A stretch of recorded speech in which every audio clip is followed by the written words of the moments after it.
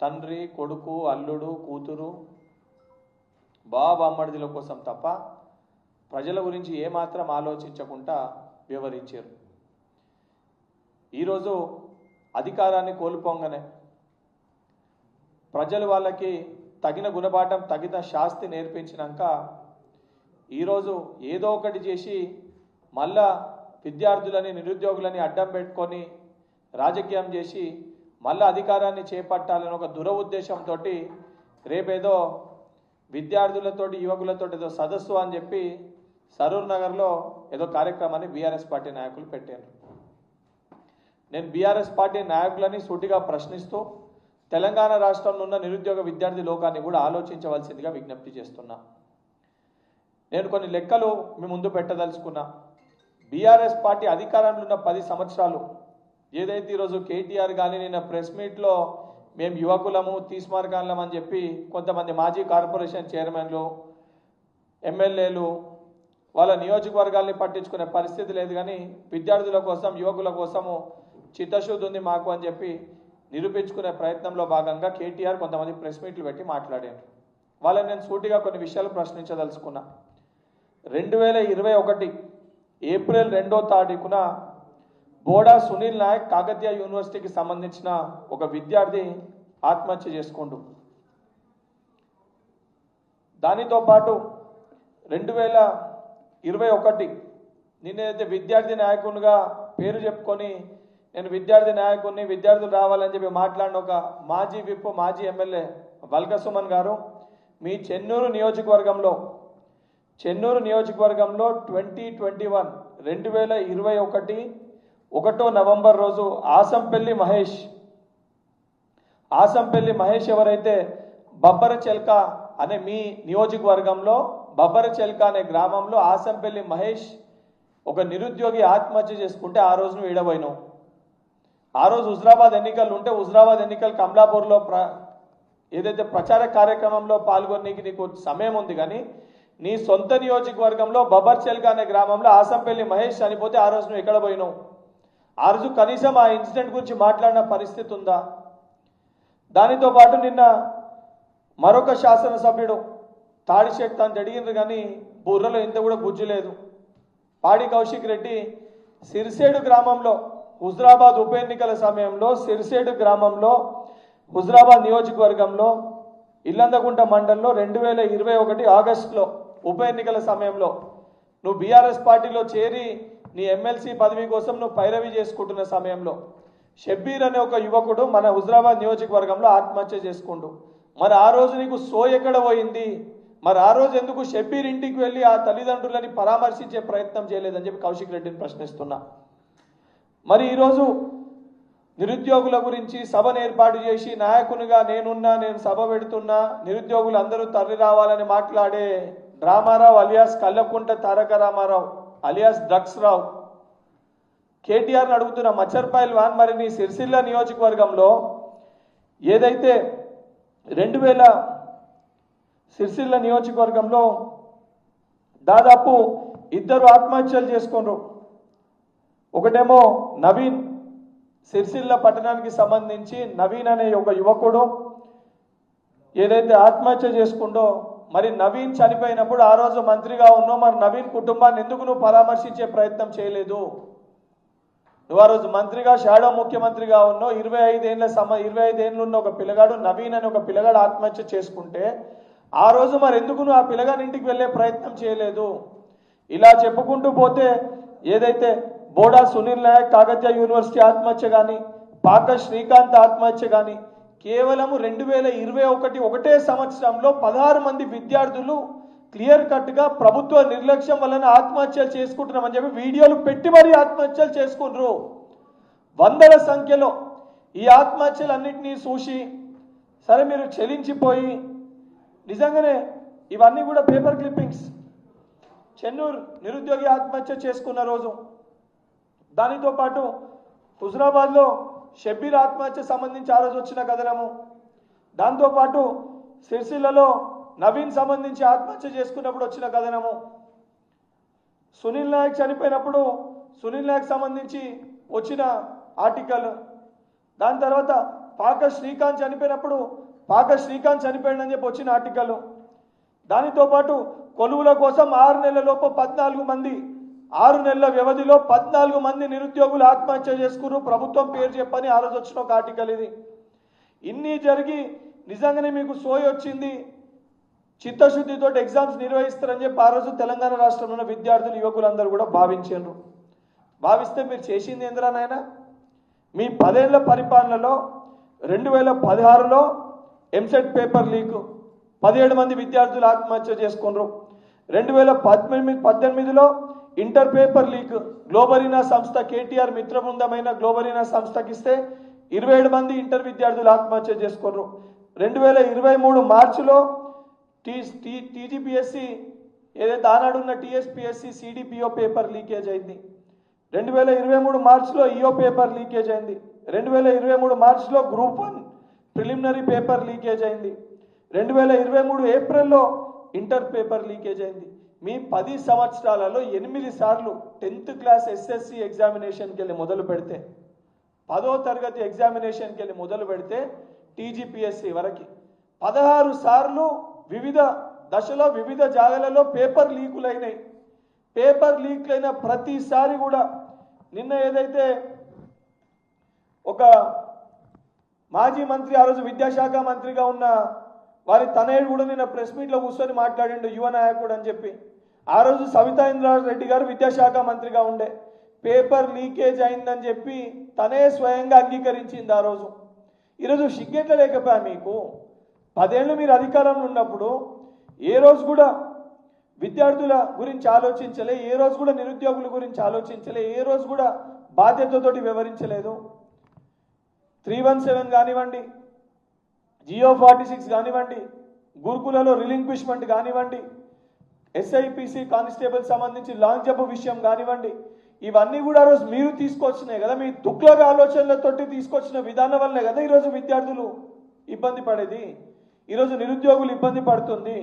ఆఖరికి ఆ రోజు ఎలక్షన్స్ ముందు ప్రవళిక అని చెప్పి ఒక చెల్లెమ్మ ఆత్మహత్య చేసుకుంటే, ప్రవళిక అని ఒక చెల్లెమ్మ ఆత్మహత్య చేసుకుంటే దాన్ని కూడా వక్రీకరించి దాన్ని కూడా మీరు వంకటింకర్గా చేసి తనేదో తన సొంత ప్రయోజనాల కోసం ఆత్మహత్యలు చేసుకుందని చెప్పి మీరు ఆ రోజు మాట్లాడటం జరిగింది.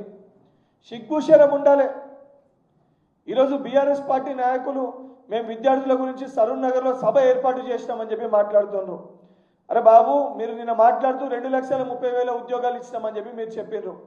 కల్వకుంట్ల తారక రామారావే అఫీషియల్గా శ్వేతపత్రం రిలీజ్ చేసిండు రీసెంట్గా. ఏమని?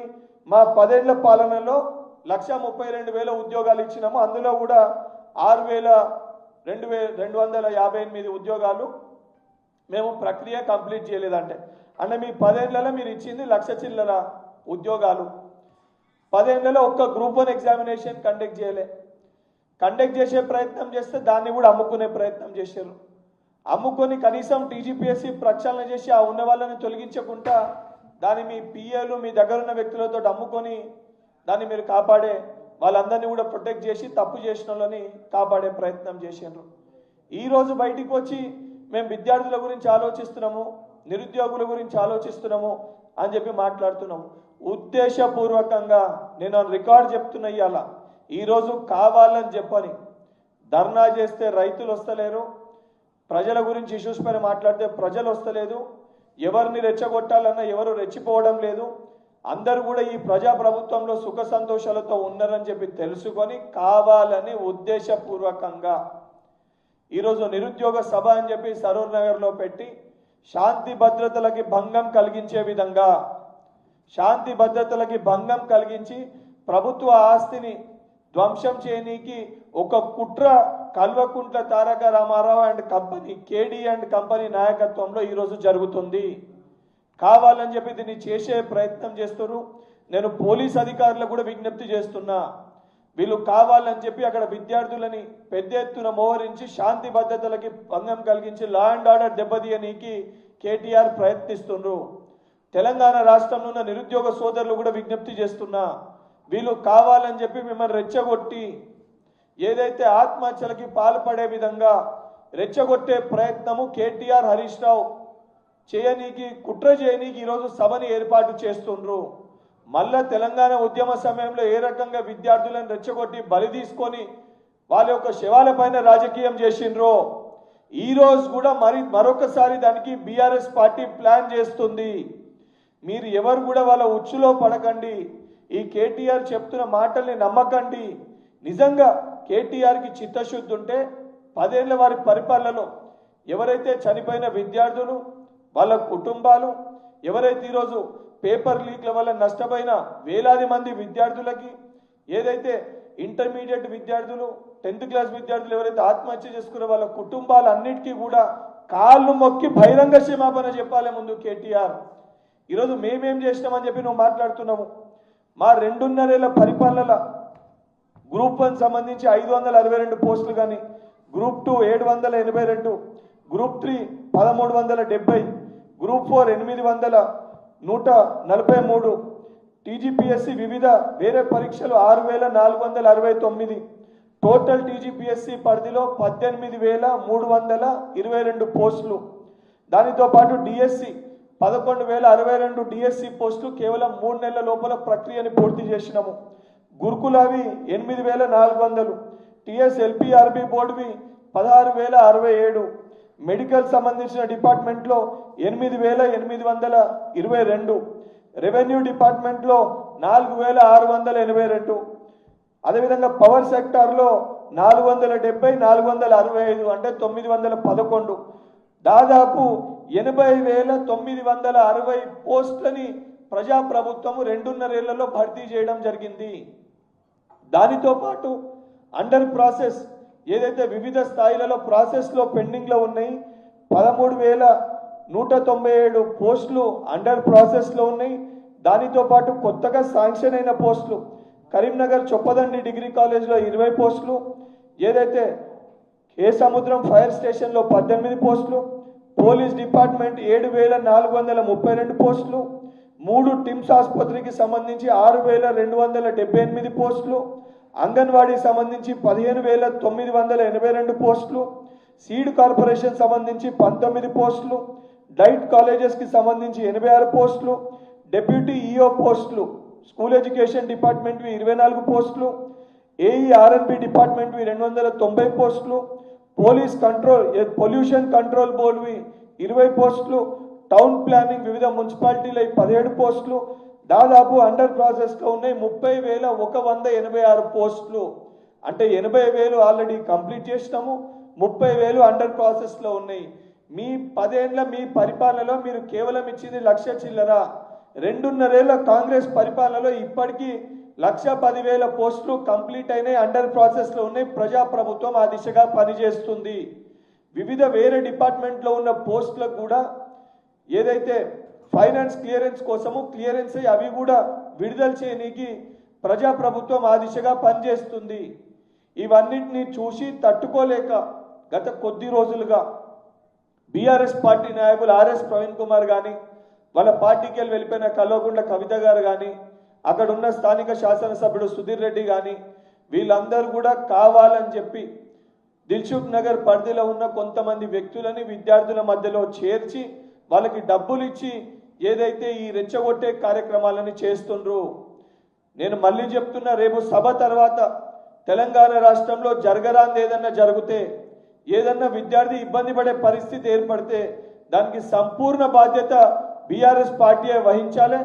మళ్ళీ చెప్తున్న కేటీఆర్, నిజంగా నీకు సిగ్గు శరం ఉంటే 10 ఏళ్ళ అధికారంలో ఉన్నప్పుడు వందలాది మంది విద్యార్థులు నీ వల్ల ఆత్మహత్య చేసుకున్నారు, వేలాది మంది వాళ్ళ జీవితాలు ఆగమైపోయినాయి, వాళ్ళ వయసు పరిమితిని కూడా వాళ్ళు కోల్పోయినరు.